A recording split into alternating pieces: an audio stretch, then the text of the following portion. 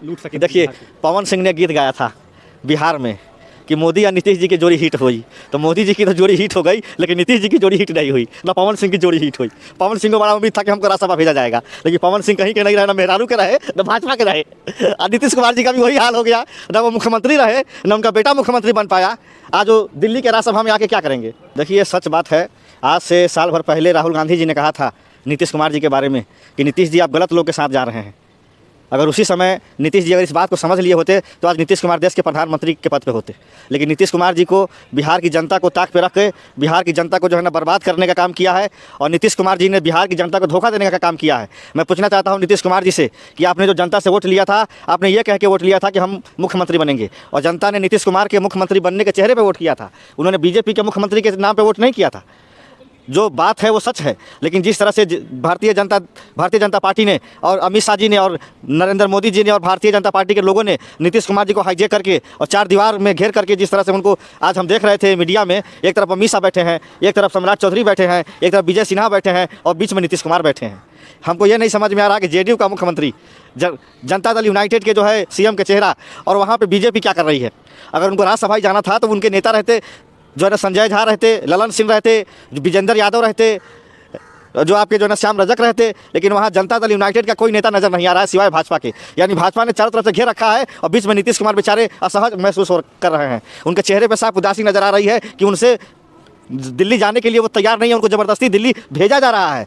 पर मतलब किसी को ज़बरदस्ती अगर आप भेजते हैं तो उसका चेहरा अलग होता है, और कोई खुशी से जाता है उसका चेहरा बताता है कि कौन आदमी कितनी खुशी से दिल्ली जा रहा है। तो मैं एक चीज़ कहना चाहता हूँ, नीतीश कुमार जी पाली जो है ना बिहार विधानसभा में एक शेर कहा था कि बार बार आया संदेशा बड़े अमीर का, हो न सका सौदा हमसे अपने जमीर का। ये वही नीतीश कुमार है जो भारतीय जनता पार्टी का नाम रखे थे बड़का झूठा पार्टी। आज वो सच साबित हो गया, और नीतीश कुमार जी को बर्बाद करने का अगर कोई काम किया है तो भारतीय जनता पार्टी ने किया है। जैसे कि महाराष्ट्र में शिवसेना को मिट्टी में मिलाने का काम किया, वो भारतीय जनता पार्टी ने किया। आप पंजाब चले जाइए, अकाली दल, शेरोमनी अकाली दल की मुख्यमंत्री हुआ करते थे, आज बीजेपी ने उनको दिमाग की तरह चाट गया और आज अकाली दल अकेले पड़ गई है।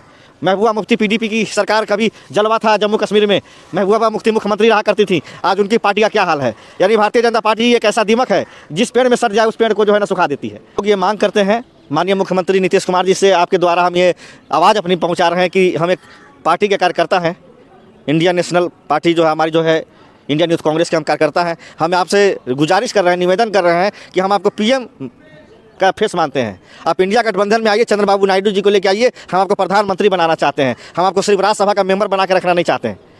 राज्यसभा का मेंबर उनको बना दिया जाता है जो लोग जो चुनाव नहीं लड़ सकते हैं, उनको राज्यसभा भेजा जाता है। हाईजैक की बात आप करते हैं तो बीजेपी भी तो आप आरोप लगाती है कि माँ बेटे की पार्टी ने पूरे कांग्रेस को हाईजैक कर दिया, क्या कहेंगे? देखिए, कांग्रेस एक ऐसी पार्टी है, अगर हम हैं कांग्रेस के अंदर तो हमको आज़ादी है बोलने की। भारतीय जनता पार्टी की जो पार्टी है उसका तो मंत्री है, उसको भी आज़ादी नहीं है कि आपके सामने कोई बयान दे दे। अगर आप बीमार हो गए हैं तो अगर आपको एम्स में इलाज कराना है तो ये जो है सांसद को भी ये अनुमति नहीं है, और एक मंत्री को भी एक अनुमति नहीं है कि आप एक एम्स के लिए या किसी और काम के लिए चिट्ठी लिखवा लें। अगर वो चिट्ठी लिखते भी हैं तो आरएसएस को जो हेड क्वार्टर से फ़ोन आता है कि फलाने आदमी के लिए चिट्ठी लिखा जाए तो चिट्ठी लिखा जाता है, चाहे वो किसी भी जो विभाग का हो। तो समझिए कि भारतीय जनता पार्टी हाईजैक हो चुकी है, उसको आरएसएस जो है पीछे से जो है जो कहती है वो करती है। तो हाईजैक बीजेपी है, हाईजैक जो है ना कभी कांग्रेस रही नहीं।